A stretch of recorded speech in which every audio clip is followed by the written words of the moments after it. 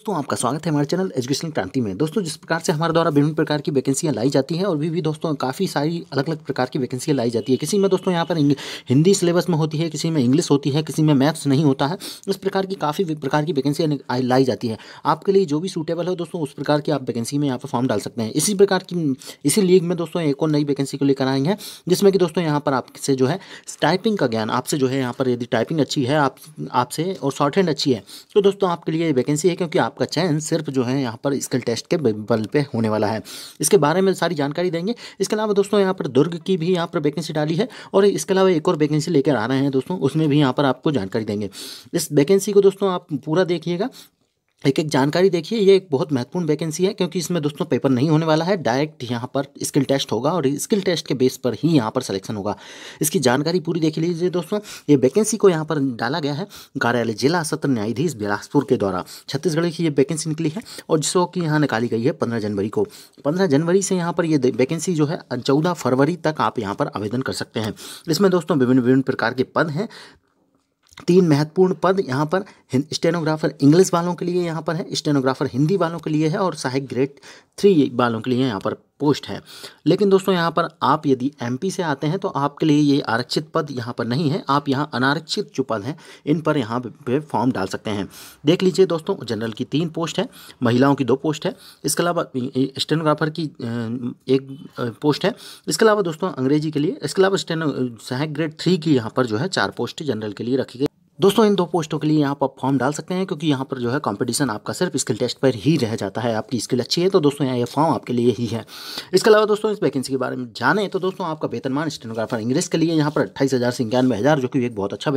दोस्तों इसकी एलिजिबिलिटी के बारे में बात कर लें, शैक्षणिक योग्यता क्या मांगी गई है तो ग्रेजुएशन में यदि आपने 40% कर रखा है, इसके अलावा आरक्षित वर्ग से हैं तो 45% यहाँ पर कर रखा है, तो दोस्तों आप इस वैकेंसी के लिए यहाँ पर एलिजिबल हैं। दोस्तों यदि एमपी से है तो आपको 45% यहाँ पर होना चाहिए। इसके अलावा दोस्तों सेकंड में इनके द्वारा मांगा गया है मध्य प्रदेश या छत्तीसगढ़ से आपका शीघ्र लेखन अर्थात शॉर्ट हैंड, इसके अलावा मुद्रा लेखन अर्थात टाइपिंग यहाँ पर जो होना चाहिए, या इसके अलावा किसी भी शासन से अंग्रेजी में शीघ्र लेखन और मुद्रा लेखन यहाँ पर उत्तीर्ण होना चाहिए। मुद्रा लेखन अर्थात टाइपिंग दोस्तों यहाँ पर, और इसके द्वारा इनके द्वारा अगला कहा गया है कि एक प्रमाण पत्र भी होना चाहिए डीसीए। इसके अलावा दोस्तों इनके द्वारा कहा गया है कि स्टेनोग्राफर हिंदी में भी कुछ इसी प्रकार के यहाँ पर एलिजिबिलिटी रखी गई है। और यहाँ पर वेतन देख लीजिए, बहुत अच्छा वेतन है दोस्तों, 28,000 से 91,000 तक, जो कि बहुत अच्छा वेतन है। इसके अलावा दोस्तों यहाँ पर आप देखेंगे तो इनके द्वारा इसमें भी उसी प्रकार की जानकारी मांगी गई है, सिर्फ यहाँ पर हिंदी शीघ्र लेखन कहा गया है। इसके अलावा दोस्तों असिस्टेंट ग्रेड 3 के लिए यहाँ पर देख लें तो सहायक ग्रेड 3 के लिए यहाँ पर देखें तो वेतन इनके द्वारा 19,500 से 62,000, जो कि वो एक बहुत अच्छा वेतन में है लेवल 4 का।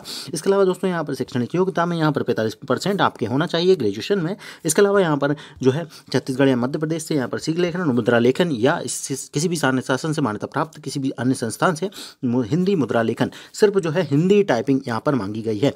आपका यहाँ पर सीपीसीटी पास है तो आप यहाँ पर डाल सकते हैं। इसके अलावा इनके द्वारा डीसीए मांग लिया गया है। तो दोस्तों यहाँ पर आप एक चीज़ और देख सकते हैं कि यहाँ पर कितने सारे यहाँ पर छन्ने लगा दिए गए हैं। ग्रेजुएशन आपका होना चाहिए, वो भी यहाँ पर इतने % से। इसके अलावा यहाँ पर टाइपिंग का प्रमाण पत्र होना चाहिए। इसके अलावा यहाँ पर आपसे एक डिप्लोमा भी होना चाहिए। ऐसी चीज़ें बहुत कम लोगों के पास होती है और इसके बाद इन चीज़ों के होने के बाद भी इनके पास यदि टाइपिंग स्किल नहीं होगी तो वो इस पेपर को नहीं निकाल पाएंगे। इसी कारण से दोस्तों ये वैकेंसी आपके लिए विशेष हो जाती है। इसके अलावा इनके द्वारा एक टीप में विशेष तौर पर लिखा गया है कि हिंदी मुद्रा लेखन वाले ही, अर्थात हिंदी में ही आपने सीपीसीटी निकाल रखी है तो आप यहाँ डाल सकते हैं। इसके अलावा जो है एक पोस्ट यहाँ पर भूतपूर्व सैनिक की है, वो भी यहाँ पर बताया गया है। आयु की बात करें तो आयु इनके द्वारा जो है आरक्षित वर्ग के लिए यहाँ पर 40 तक रहेगी, लेकिन दोस्तों जो आरक्षित वर्ग नहीं है उनके लिए यहाँ पर 30 वर्ष ही रहने वाली है।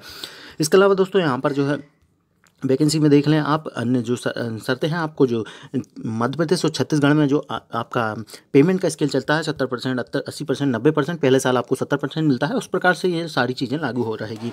इसके अलावा दोस्तों इस वैकेंसी में जो है आपकी नियुक्ति जो है बिलासपुर में ही रहेगी, बिलासपुर के न्यायालय में ही यहाँ नियुक्ति होगी। इसके अलावा 1 से अधिक पोस्ट के लिए आप यहाँ वैकेंसी डाल सकते हैं, इसमें कोई दिक्कत नहीं है, लेकिन अलग अलग आपको यहाँ पर ऑफलाइन वैकेंसी है, अलग अलग लिफाफों में यहाँ पर आपको वैकेंसी डालनी होगी। इसके अलावा इनके द्वारा क्लियरली कहा गया है कि यहाँ पर जो है आप जो है फॉर्म का आवेदन जो है 14 फरवरी से पहले यहाँ पर कर दें। बंद लिफाफे में कर सकते हैं, डायरेक्ट कार्यालय में जाकर कर सकते हैं, या फिर यहाँ पर आप पंजीकृत डाक या स्पीड पोस्ट के माध्यम से भी कर सकते हैं। ये भी एक बहुत अच्छी व्यवस्था दी गई है। जहाँ तक कि रायपुर में यहाँ देखा गया था कि डायरेक्ट यहाँ पर कार्यालय में ही मांगा गया था, इससे यहाँ पर फॉर्म डालने की संख्या कम हो जाती है, लेकिन इसके द्वारा यहाँ पर बाहरी कैंडिडेटों को लाभ मिल जाता है। इसके अलावा दोस्तों इस विज्ञापन में और जानकारी जो दी गई है उसके अनुसार यहाँ पर दोस्तों आप यहाँ पर स्पीड पोस्ट कर सकते हैं और समय से पहले कर लें तो दोस्तों काफ़ी बेहतर होगा, समय कम है।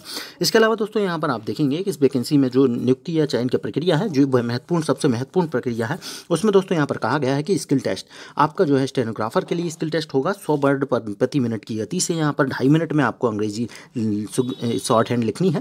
इसके बाद जो है 20 मिनट में आपको इसे टाइप करना है। इसके अलावा दोस्तों इस पर 100 अंक होंगे, 100 अंकों के हिसाब से आपकी कट ऑफ बनेगी। इसी प्रकार से आपका हिंदी शॉर्ट हैंड में होगा।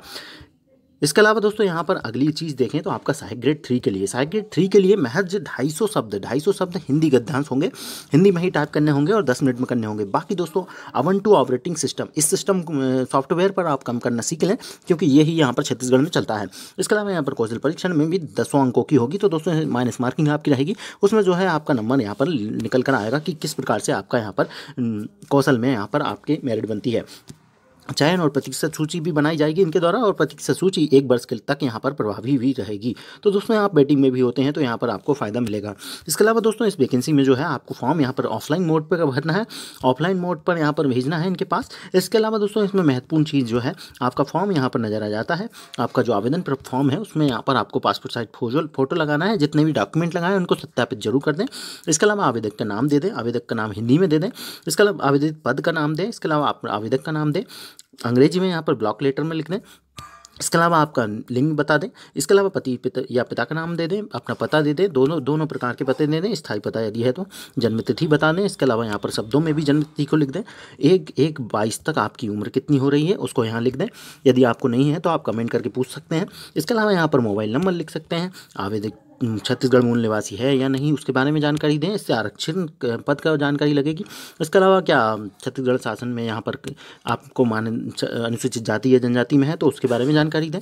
इसके अलावा दोस्तों यहाँ पर और सारी जानकारियों को आप यहाँ पर भर सकते हैं जो कि साधारण सी ही जानकारियाँ हैं।